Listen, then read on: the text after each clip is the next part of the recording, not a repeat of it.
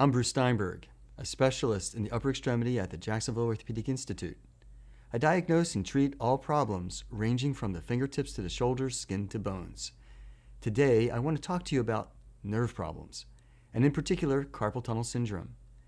In order to understand carpal tunnel syndrome, one must first know how nerves work. A nerve is like a garden hose. Just as water runs through a hose, electrochemical energy runs through a nerve. This picture demonstrates how electrochemical energy runs through a nerve in your arm. When a hose is pinched, the fluid running through the hose decreases. Similarly, when a nerve is pinched, the electrochemical energy that runs through the nerve decreases. It is this pinching phenomenon that can lead to multiple nerve problems, including carpal tunnel syndrome.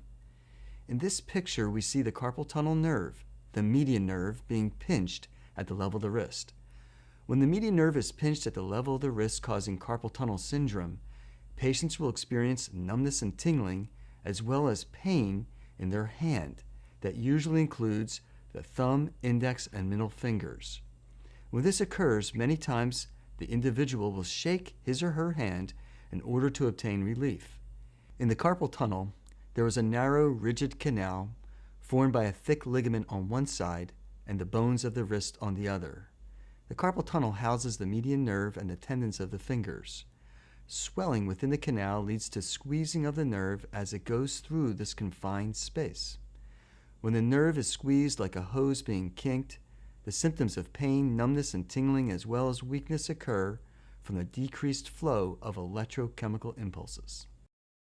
In addition to having compression of the nerve at the level of the wrist, an individual may also have compression of the nerve at the neck from arthritis or a herniated cervical disc.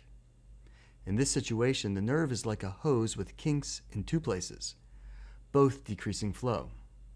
Metabolic conditions such as diabetes, thyroid disease, kidney disease, and vascular disease may also affect the amount of electrochemical impulses that travel down the nerve, similar to a faucet on low flow.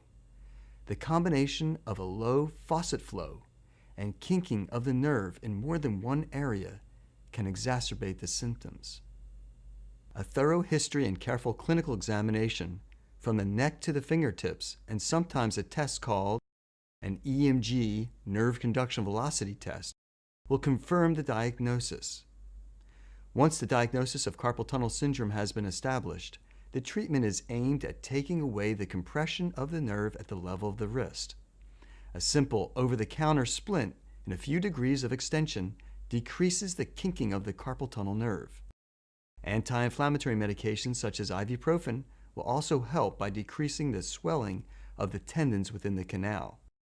When these remedies fail, an injection of cortisone into the carpal tunnel combined with a splint can significantly diminish the swelling, leading to decreased compression of the nerve and resolving the symptoms. If these conservative treatments fail to decompress the nerve, the canal space can be made larger. Surgery is aimed at opening the thick transverse carpal ligament that forms the roof of the canal, giving more room for the carpal tunnel nerve. By opening the transverse carpal ligament, the kink of the nerve is removed and the electrochemical impulses can flow more normally. Pain, numbness, tingling, and weakness can resolve if the nerve has not been significantly damaged by a long-standing compression. Surgical intervention for the carpal tunnel has significantly progressed. The old technique of an open carpal tunnel release, as shown, creates an incision within the sensitive palm of the hand. While this approach takes away the kink of the nerve by opening the transverse carpal ligament, the downside is a tender, painful palm. This drawback has been overcome by using an endoscopic device which allows the operation to be performed through a 1/4-inch incision away from the palm at the wrist crease. The median nerve is directly visualized, and therefore the contents of the canal can be safely decompressed by releasing the transverse carpal ligament. While this operation is more technically demanding than the open carpal tunnel procedure, with training and experience, this surgery is safer and leads to excellent relief of symptoms while allowing a faster return to full activity. Whenever possible, I utilize the single-incision endoscopic carpal tunnel surgery and have performed over 3,000 of these procedures with exceptional results. If you would like to know more about carpal tunnel syndrome, learn about other aspects of the upper extremity, or read about what my patients have to say, I invite you to visit other sections of my website.